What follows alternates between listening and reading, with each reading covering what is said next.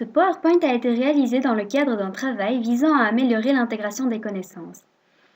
Le sujet ici traité est la maladie de Parkinson. Prenons l'exemple d'un cas clinique afin d'illustrer cette pathologie. Un patient de 58 ans à la posture voûtée se présente à la consultation car depuis quelque temps, il se sent de plus en plus déprimé et constate une perte d'efficience au travail qui commence à fortement le préoccuper. Il déclare également éprouver une certaine lenteur ainsi que davantage de difficultés pour effectuer les tâches du quotidien. Cet agriculteur industriel ne présente pas d'antécédents particuliers. Sur base de cette brève anamnèse, le diagnostic s'oriente vers une maladie de Parkinson débutante. Examinons dès à présent les différents signes et symptômes caractéristiques de cette pathologie ainsi que les tests cliniques d'aide au diagnostic. Les trois caractéristiques principales de la maladie de Parkinson sont la bradykinésie, les tremblements et l'hypertonie. La bradykinésie se manifeste au niveau des membres, notamment par une perte du ballon des bras à la marche, des petits pas rapprochés et une écriture complexe. Pour la confirmer, on peut réaliser le test du doigt-nez et le test des marionnettes. Elle se manifeste également au niveau de la face, par une modification de la voix et une amnésie. Passons aux tremblements.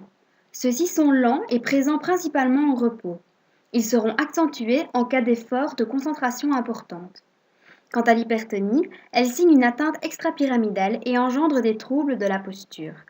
Ce trio de caractéristiques signe l'expression de la maladie de Parkinson. À présent, tentons d'expliquer les mécanismes qui sous-tendent cette maladie. La maladie de Parkinson est une pathologie qui se caractérise par la dégénérescence des neurones dopaminergiques localisés au niveau de la substance noire. En conditions physiologiques, la substance noire stimule l'activité du striatum qui entre en jeu dans des boucles de contrôle de la motricité. À partir de ce striatum, il existe deux voies différentes.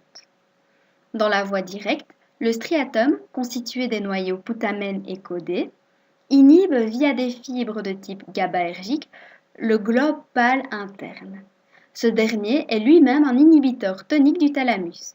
Ainsi, le thalamus peut jouer son rôle excitateur au niveau du cortex moteur et donc stimuler des motoneurones, déclenchant par conséquent un mouvement.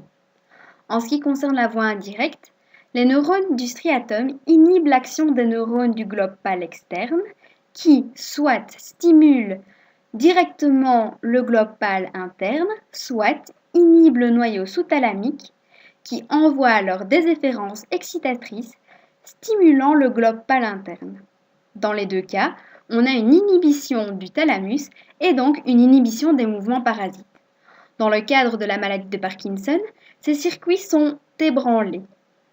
Le thalamus est davantage inhibé tandis que les mouvements parasites ne sont plus réprimés, ce qui explique l'apparition d'une bradykinésie et de tremblements éventuels. Les traitements sont la L-Dopa, un précurseur de la dopamine, associé à un inhibiteur de la L-Dopa décarboxylase périphérique, et l'arrêt du neuroleptique antérieurement prescrit au patient, car celui-ci est un antagoniste des récepteurs à la dopamine et donc diminue l'effet de la dopamine. La dopamine interagit également avec les circuits sérotoninergiques, ce qui explique l'appauvrissement en sérotonine chez les patients parkinsoniens et donc une prédisposition accrue à la dépression. Celle-ci est traitée par un inhibiteur de la recapture de sérotonine. Pour informer le patient sur sa maladie de la façon la plus efficace possible, il faut pratiquer l'art de la vulgarisation, qui consiste en une explication employant un vocabulaire plus adapté. Dans ce cas-ci, il sera expliqué au patient qu'il présente une maladie localisée dans une zone précise du cerveau, regroupant un ensemble de neurones libérant une substance, la dopamine, qui permet la stimulation par un circuit neuronal complexe de neurones à l'origine de mouvements et l'inhibition de mouvements parasites. Dans le cadre de sa maladie, les neurones qui produisent la dite dopamine sont atteints, et donc la stimulation des mouvements est moins importante, ce qui explique la lenteur d'action.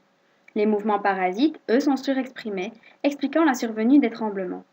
La dépression, elle, est causée par la diminution des taux de sérotonine, une substance qui intervient dans le mécanisme du bien-être.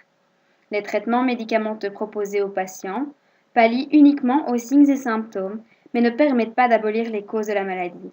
Enfin, on esquissera un dessin didactique si nécessaire et on répondra aux questions que se pose le patient.